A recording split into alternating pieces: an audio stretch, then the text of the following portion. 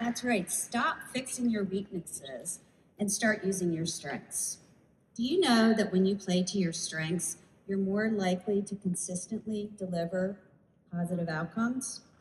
So there's over 50 years of Gallup research that proves this fact. And I can also attest to it and witness, where I have witnessed this with my coaching clients. So really pay attention to what you find energizing, not just what's going to win you a trophy.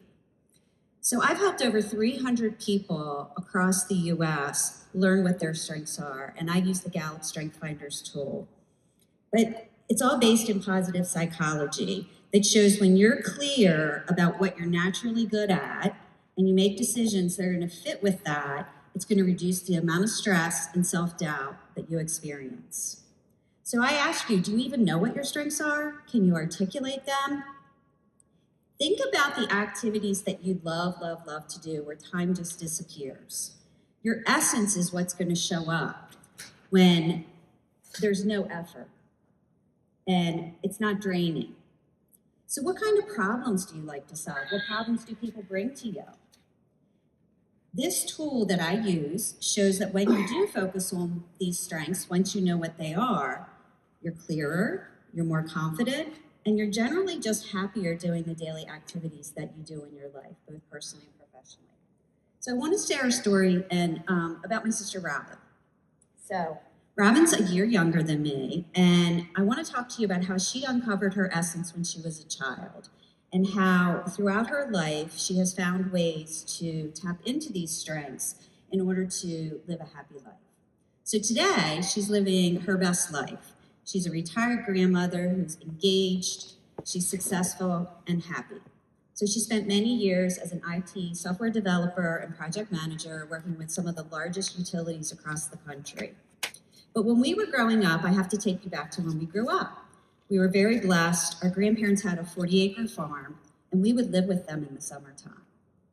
So one of the things that we learned was my grandmother taught us how to can tomatoes. My grandfather planted a garden and taught us how to plant the garden and tend to the garden. He taught us how to feed the pigs, how to let the cows out. He taught us how to ride a horse. He taught us how to muck a stall.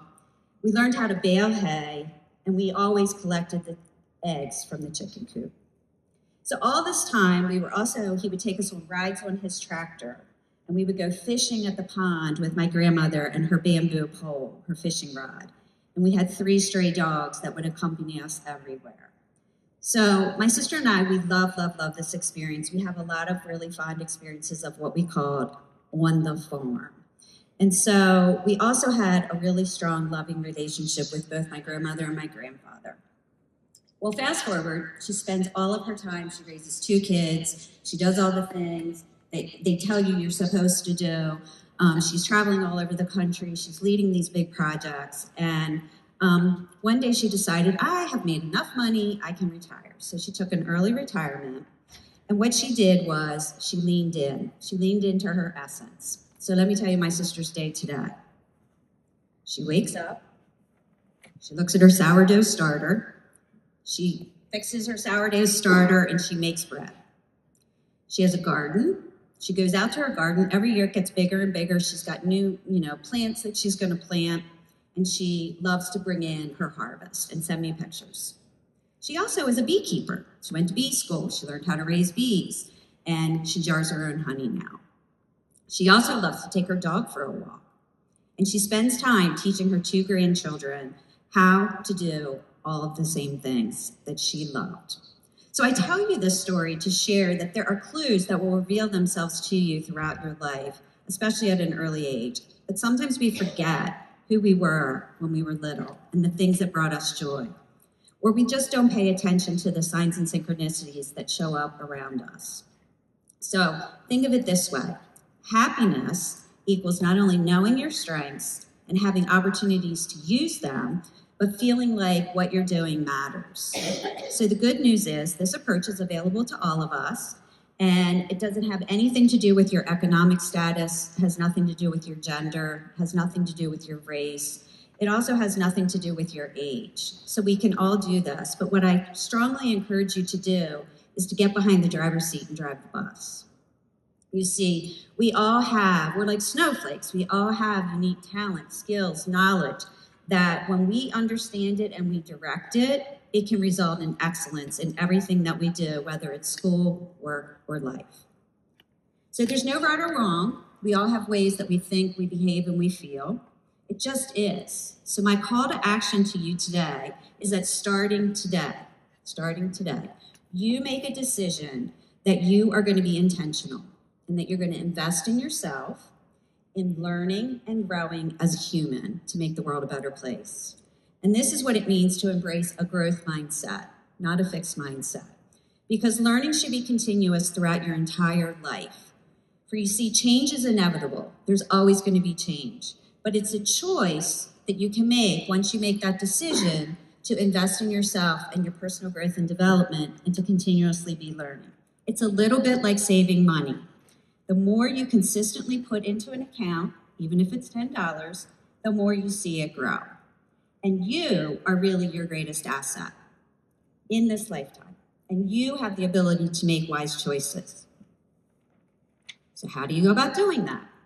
Well, I would say explore, become curious, find a coach, find a mentor. You can even buy the Strength Finders book for about $25 and take the quiz, and they'll give you a report. You can ask your teachers, you can ask your neighbors, you can ask your fellow students, your colleagues, your workmates, how they perceive you, what they think your strengths are. But I want to give you an exercise, a little bit of homework for the next week. So next week, I want you to take out a journal, and every single day I want you to write down 2 things. I want you to write down, what activity did you do this week that energized you? Just one. And write down 1 thing that really drained you. And at the end of the week, I want you to go back and look at the whole week, and I want you to see what you wrote. And I want you to see how it all kind of came together. Because once you know what your strengths are, what your essence is, you can set goals, you can find the right school, you can study the right major, you can work for the right company in the right function. And I know it can be very overwhelming to tackle all of this, of what you're supposed to do, but there's always a support network out there for you. And I would say, seek your mentors and guides. Take advice from people that are doing the things that you want to do. Take courses that are going to help you discover more about who you are in order to find your happy place. It is possible, and the only person that is responsible for that is you as an individual. So stay positive. I believe in you. You've got this. Now lean into your strengths.